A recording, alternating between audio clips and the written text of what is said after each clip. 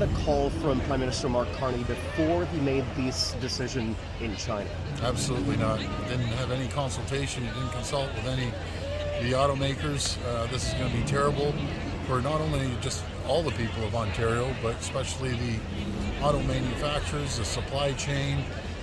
We're letting China into a market that's going to have lower tariffs than our largest market, the U.S., and I don't think that's going to go over too well with President Trump, but it's going to hurt every single auto manufacturer, every single supply chain that has anything to do with the auto sector. This was not thought out properly. It wasn't consulted. It was a knee-jerk reaction as far as I'm concerned, and this is going to be a big, big problem. But the Prime Minister is simply reverting back to what was already in place in 2024. Why was it okay then, and why is it bad today? Well, again, this is a Chinese government that doesn't respect labor laws, that doesn't respect making cars environmentally friendly, with basically making it with coal. They're heavily subsidized, totally against all the auto workers here in Ontario and across the country.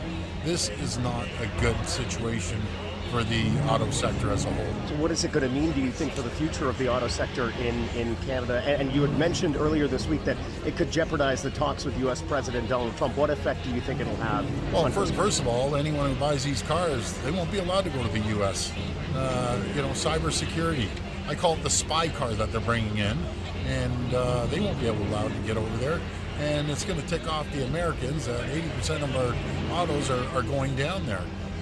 I believe that, speaking to the auto sector, speaking to the supply chain as well, they were coming up with a collaborative agreement, but now throw China in here for what? They aren't going to manufacture here. So it's just a terrible, terrible, miscalculated decision by the Prime Minister. Have you had a conversation with him since? And No. if you do get on the phone with him, what are you going to say? I'm going to say the exact same thing. What I said right here. This wasn't thought out. No consultation at all. He always preaches partnership. This is anything but a partnership, and it's totally unacceptable that he's bringing in Chinese-made cars and that are totally subsidized. They're going to undermine every auto manufacturer here. But canola, it was a trade-off for canola. You can see where Number one, I don't believe in pegging one part of the country against another, one sector versus the other. We should be taking care of both. Good friends, closest ally, Scott Moe. I think it's great. That's fine. Along with our East Coast premiers on the lobster, but it's just really annihilated the auto sector. You call these spy cars, but the only vehicles from China that are currently able to produce or be sold in Canada right now are Polestars and Teslas. Are those spy cars? Well, I put it this way. I'll be very honest. I don't trust what the Chinese put in these cars, and I'm wondering if the Americans would allow them to integrate their social media and the internet on these cars. The answer is no.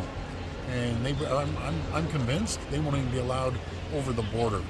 So there's a reason. And the intelligence agencies here in Canada and in the U.S., I'm not speaking for them, but I'm pretty sure they're pretty nervous.